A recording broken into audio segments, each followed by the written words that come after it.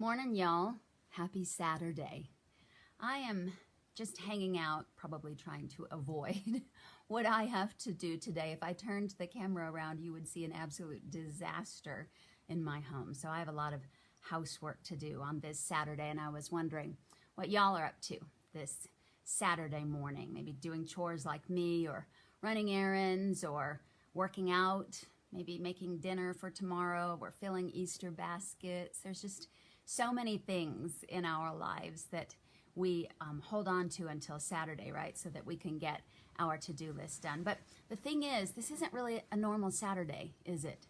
This is the Saturday between the crucifixion and the resurrection.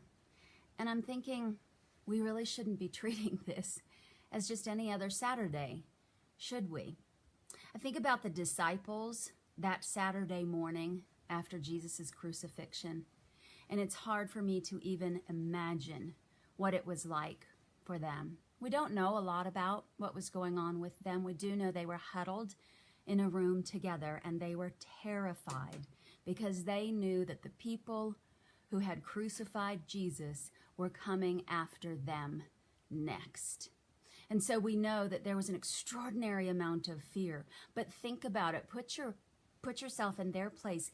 Imagine their crushing grief and disappointment. They had given everything that they had to follow Jesus, who they thought would be their king, and they would enter into a kingdom with him, and instead he died on the cross. Imagine their disappointment, their discouragement, their hopelessness, their confusion. It had to have been overwhelming. And all the while, they had no idea that Jesus was working behind the scenes on their behalf and the behalf of all of mankind. He was claiming victory over death. To put it bluntly, he was kicking Satan's butt. But the disciples didn't know that at the time.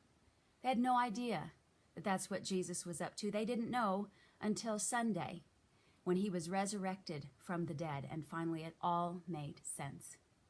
And so today, I wonder if, before you get to your to-do list, or maybe you're in your to-do list right now, stop, just take a few minutes, think about what you might be struggling with that your to-do list is covering over.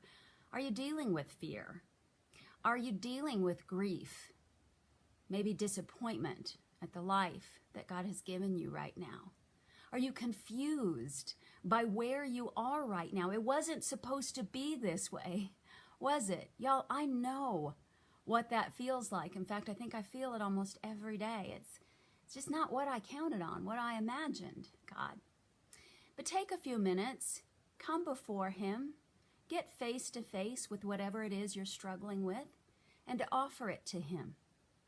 We know that Jesus is working behind the scenes. Spend some time with the Lord addressing that, praising him and giving thanks that though you do not know what he is up to, you know that he is up to good, because he works all things for the good of those who believe in him and are called according to his purpose. Ignoring what you've got going on in your life and in your heart isn't going to help. I would suggest, rather than ignoring it, how about staying curious about it? How about anticipating something big, my friends?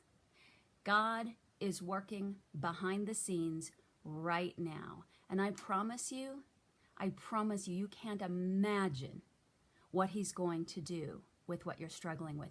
If he can take something as hideous as the cross and turn it into something more beautiful than anything else in the world, he can take what you've got and turn it into something that brings glory to him and goodness to you. So trust that. Anticipate that. Stay curious about that. I hope you all have a great Sunday, or Saturday, sorry. I'm already on to Sunday because I want to move on to there so fast. But have a great Saturday. Stay curious about what the Lord is up to.